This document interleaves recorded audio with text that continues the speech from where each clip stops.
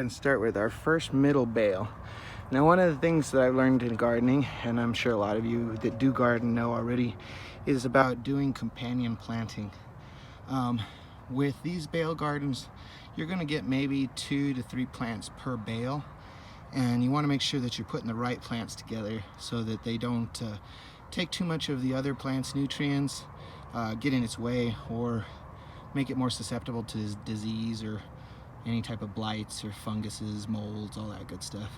So we've gone ahead, and if you can see, we've gone ahead and topped that top of the bale with some of our nice garden soil. And the next thing what we're going to do is we're going to decide where we're going to put the tomato plant. Now, the tomato plant, when you're doing these bale gardens, you need to make sure that they're determinate tomato plants, which means that they have a specific size that they're going to grow to. If you do an indeterminate plant, you really don't want to use them in the bales, as far as I have researched and come to know about. Again, this is my first year, so we'll find out as we go. But if you're going to put an indeterminate, you want to make sure it's in the ground, because it is going to get big, and you're going to need to make sure that you're able to scale it back when you need to, and have plenty of room for it to grow. So we have these guys sitting off to the side. They're technically indeterminates, but we'll leave them and see how they get going.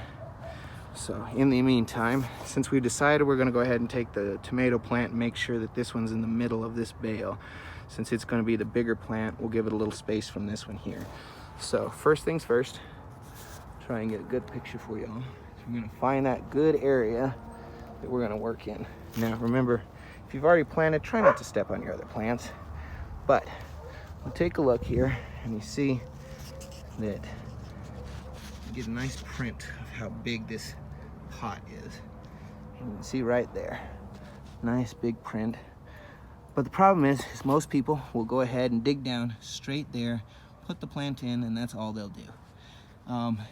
Most of the time, plant will work its way out, but it won't be as strong as it could be if we gave it a little extra room. So what we're going to do is we'll dig down about the size of the plant, open that up a little bit, and then make sure that we open it about double the size of where we're actually going to put this plant in. If you need to pull some stuff out, go ahead and do that. It is going to be wet. It is going to be a little smelly sometimes. Mine actually smells like dirt, so I feel good about that. All right, now I'm going to go ahead and put you on pause just a moment while I get this tomato out. Okay, so we have our nice little Roma tomato. It's going to be a determinate tomato. And what you go ahead and do is just kind of squeeze this little pot just a little bit. That way you can go ahead and loosen it up. And you can actually set that down. Normally I'd use 2 hands to go ahead and put this out, but go ahead and do that. Now you can see lovely root system in there. So what we're going to do is just kind of open those roots just a little bit. That way they can realize that they have more space. Nothing too much. Don't want to damage them. Very gentle.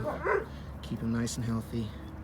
And then we go right into the pot. It decided it wants to go there. It needs to be in this plant. So you can see there. Notice that the plant has a couple of stems and leaves that are at the very base with tomatoes. You want to go ahead and take those guys off. Just pinch them off. Top one too. Take him as well. The reason for that is those spaces are actually, they can turn into roots, and it'll give the plant a lot more stability. So you can see we're going to press that in. Make sure we have plenty of potting soil over it. Seems to be nice and steady now. Sorry about that. Good. Okay, also, don't overpress. When you press too hard, luckily these bales stay pretty arid, but if you're working in soil, you press too hard, the plant's gonna have nowhere to go. So we're gonna go ahead and back up here. And you can see now, we've got our nice little Roma tomato planted in the center of our bale.